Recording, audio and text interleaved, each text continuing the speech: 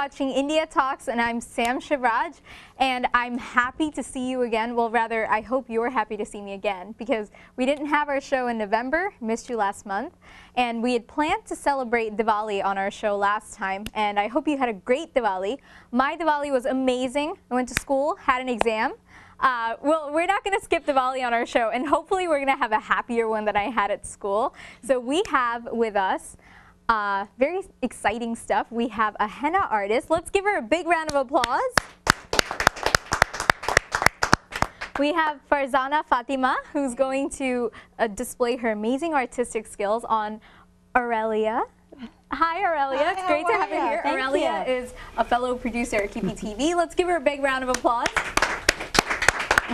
So I already have a problem with this because I wanted to be the one here, but by virtue of being the host of the show, I can't just, give away my arm for 45 minutes. So Aurelia is going to do the honors, and I couldn't pick anyone better than Aurelia. So thank you. Thank you I for am being very, here. very excited. And thank you so much, Farzana, for doing this for us. Can't wait, my first time. Your first time. Oh my gosh. So don't worry, it's not going to hurt you. it's not going to hurt. Yeah, I hate pain, so if it hurts, forget it. This is what's good about a henna tattoo. It doesn't hurt. It doesn't hurt at all. It's natural. So tell us, what exactly is a henna tattoo for those of our viewers who aren't familiar with it? Henna tattoo, actually, henna is a natural thing.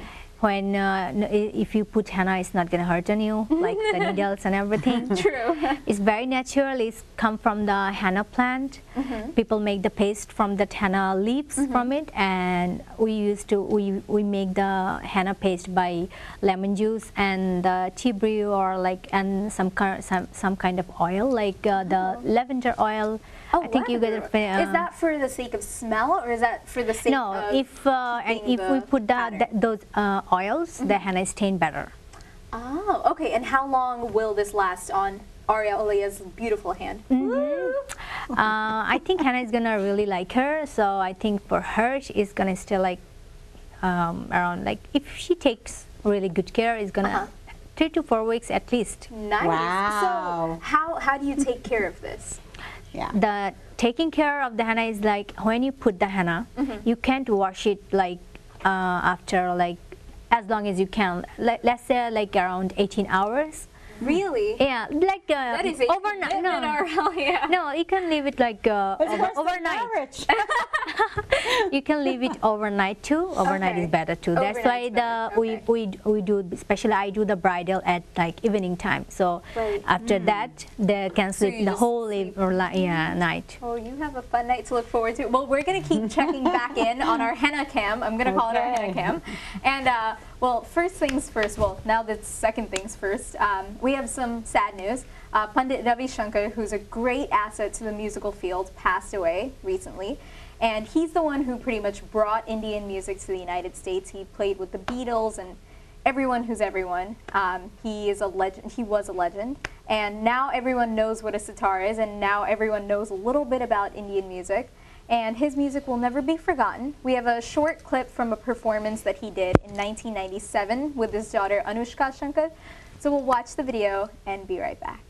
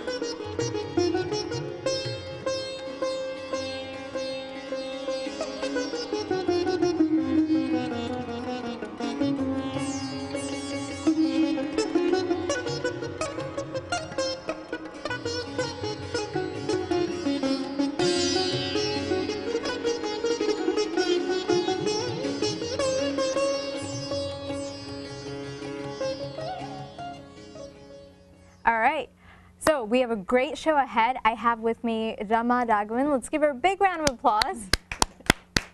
Okay, wow, that's a really sad round of, oh, see, I know why the round of applause is a little bit sad. We have two sets of hands that are currently occupied with henna. That's probably why.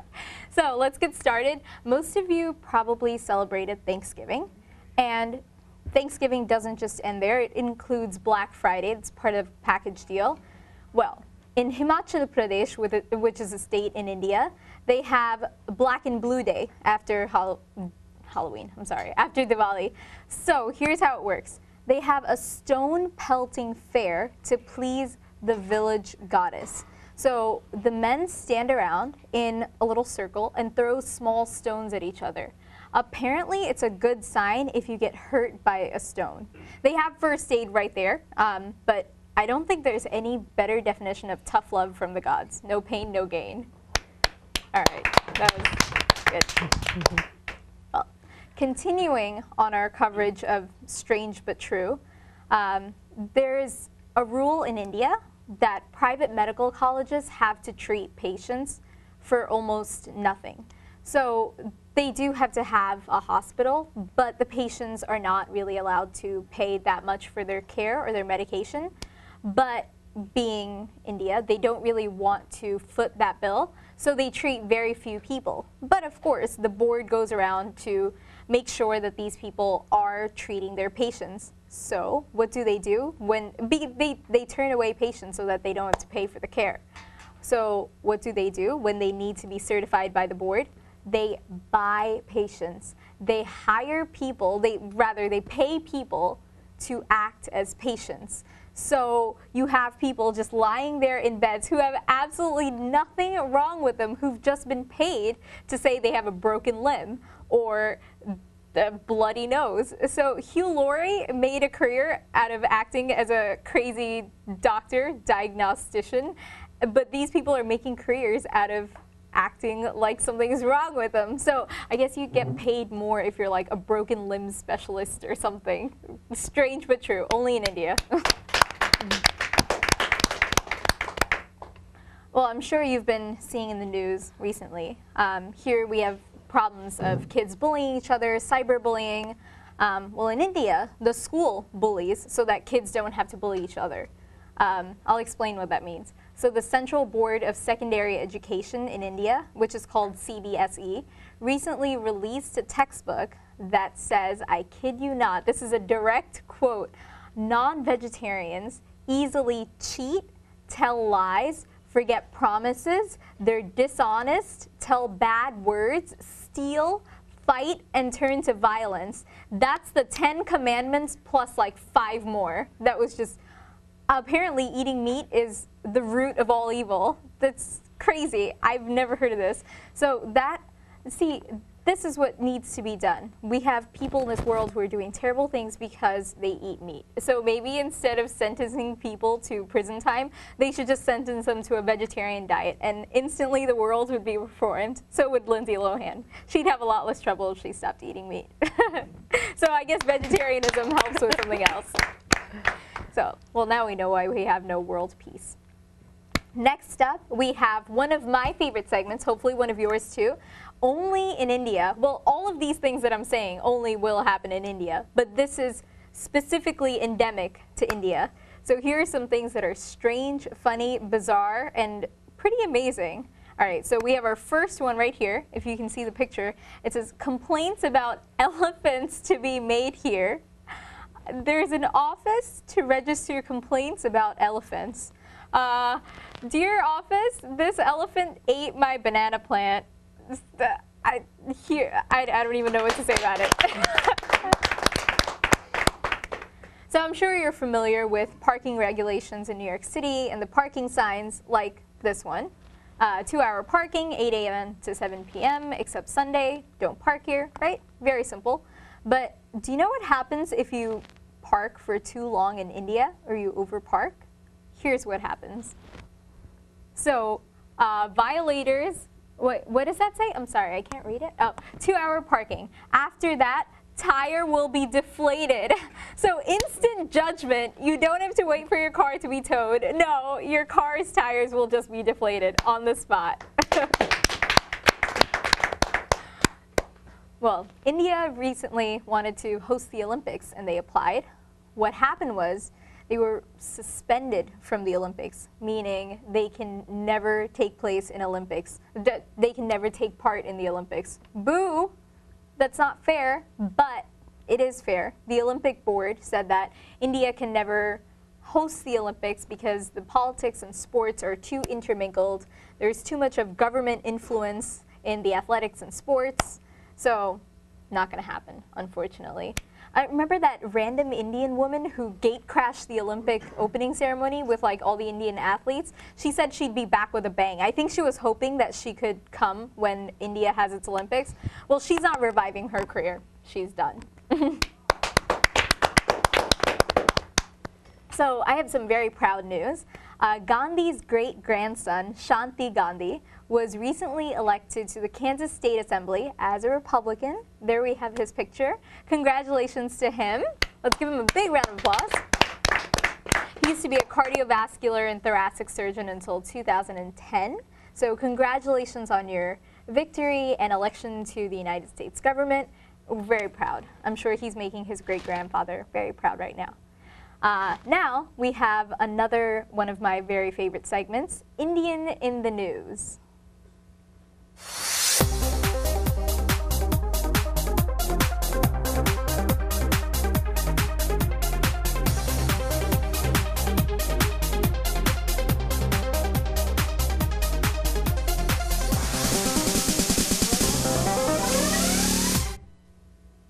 So our Indian of December 2012 is Jatinder Pal Singh Bular, who is a Sikh soldier with the Scott Guards, who's guarding Buckingham Palace.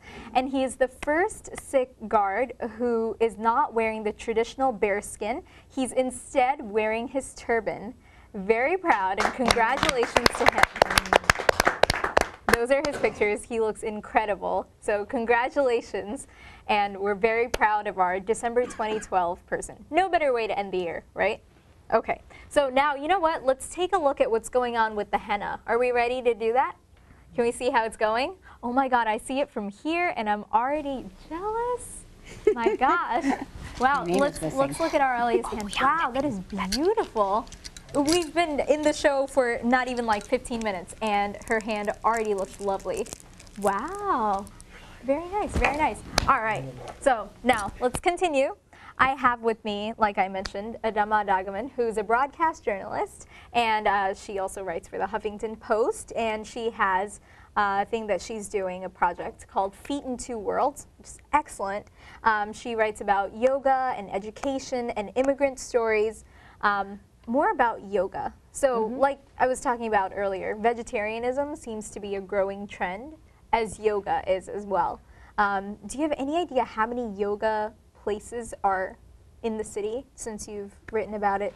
Any idea? No, I actually, the article that I did on yoga was really about licensing in New York State. Yoga is not licensed here. So I just did a pros and cons. Is it licensed elsewhere in the country? Just in a few states. I mean, generally it's really not licensed. So I just did a piece on whether it should be licensed. Right, I found that very interesting because I've met several people who teach yoga, and obviously some of them are very knowledgeable because they've studied yoga in India, they've studied yoga with several people here, and then there are others who just say they teach yoga and they're doing all types of things. Exactly.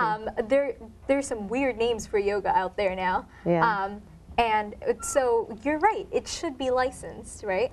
What do you think? Well, it's nobody really owns any of those poses. I mean, they were all, I mean, they've been around founded by Big Iyengar and Patabi Joyce were the people who kind of created the yoga industry, which we practice here in America. So, and you know, they were their own postures, and really nobody has a license to them. But But the thing is, yoga in this country is being taught over the web, it's being taught in churches, you know, it's not being standardized. So there's a chance of really getting hurt if you don't do it correctly. So that was the reason for me writing the piece. But I also did a piece on youth in detention centers where they're starting to teach them yoga. And they found how these youth, I mean, it's very interesting because it gives them time to think about what they've done and reflect and meditate on what they've done and to think about how they're going to change their life. So it's quite interesting. So that. So what were the results were any of those teens who were in the detention centers, do they continue to practice? Yeah, I mean, this is it's the Lineage Project, which resides in they have an office in the city, and they send out these yoga practitioners to a few detention centers in the city, and they do like a 1-hour class with boys and girls, and their ages between like 10 and 16, 17. 10. Wow, yes. Young. Yes, and who've committed petty crimes to serious things like being in possession of drugs. So they've, they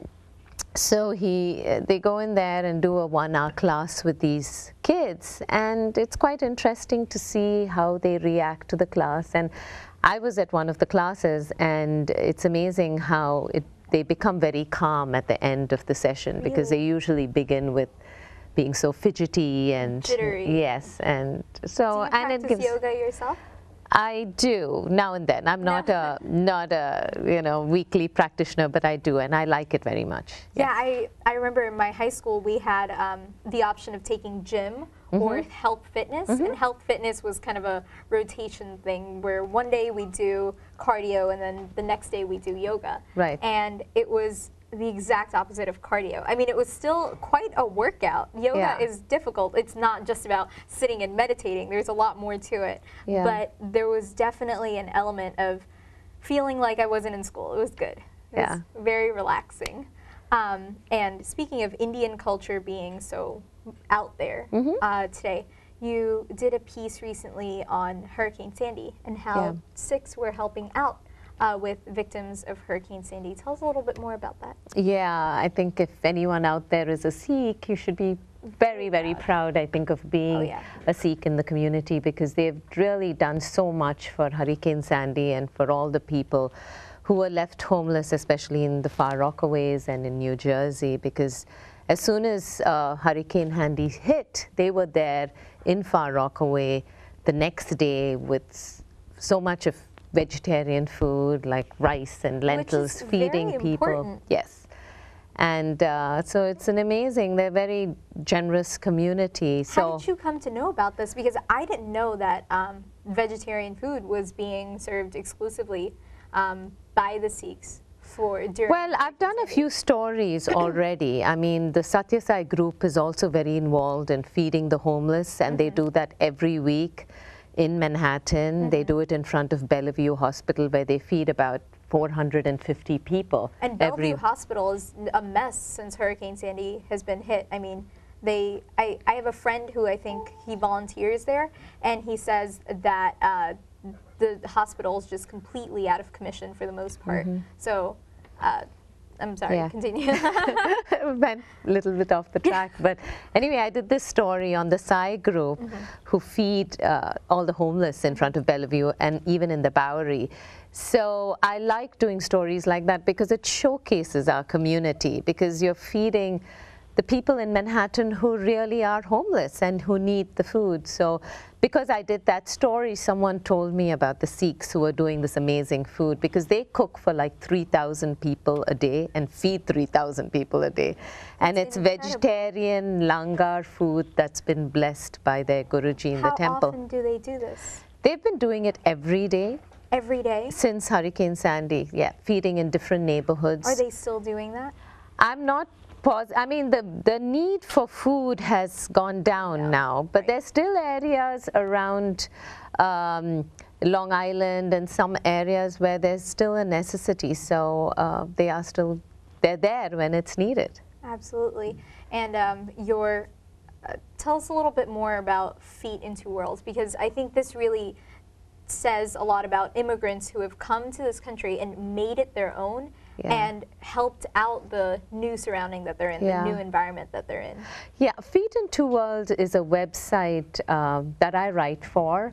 It's called Feet in Two Worlds because we are basically living in two worlds. So we have one foot in each country that we come from. Me from India, one in India and one in America. Right. So it's just experiences of immigrants like me. I mean, they just don't have to be Indians, but any immigrant, and who is in this country and the things that they go through. Right. So, so I've done podcasts for them. I've done a series of stories, especially stories with dual language schools that teach Spanish and English, and how it's very difficult for children in such a school to compete with other kids, you know.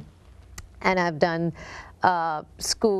stories on immigrant kids in, like for instance, the Manhattan International School. There was a Hispanic boy who came from Ecuador who had trouble with the language and couldn't cope in his class and things like that. Just the problems that immigrants usually face.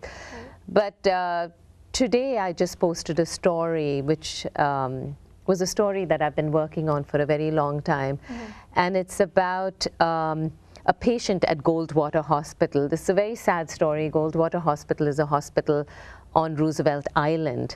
It's a long-term nursing care hospital, has one of the largest ventilator care systems in the country, and they're going to be closing down next year, so all the patients will have to be relocated. And the story was about Srinivasan, who was a patient who really did a lot for the other immigrant patients at the hospital, and he even started a radio station at the hospital. So it's quite an interesting story. So where can our viewers read the story?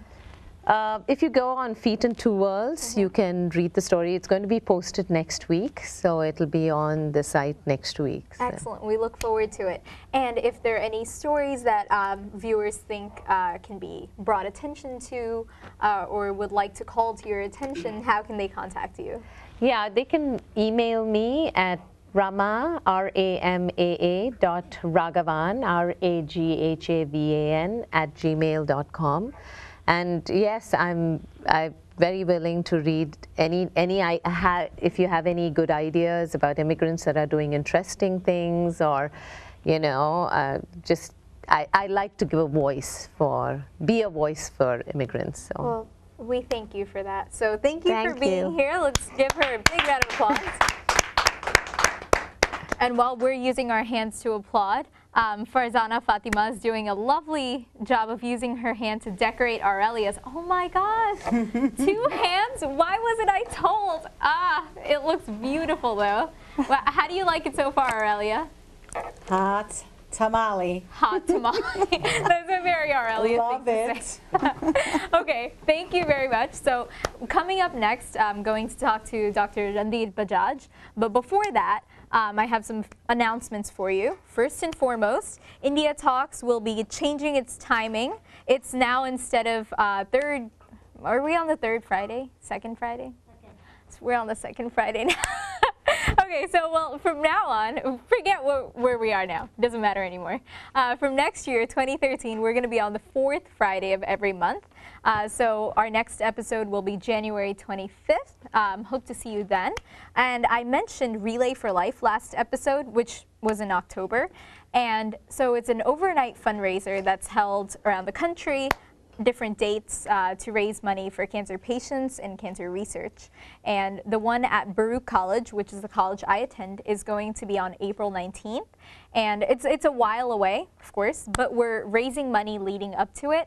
Last year we raised just upward of $83,000. This year we're trying to go for the big 100K. So we're really, really trying to raise that 100,000. So you can donate by going to tinyurl.com/Sam Shivraj Relay. That's tinyurl.com/Sam Shivraj Relay. And I'll talk to you more about Relay. But now we have a musical interlude. I'd like to welcome back Vishal. Let's give him a big round of applause. Woo-hoo!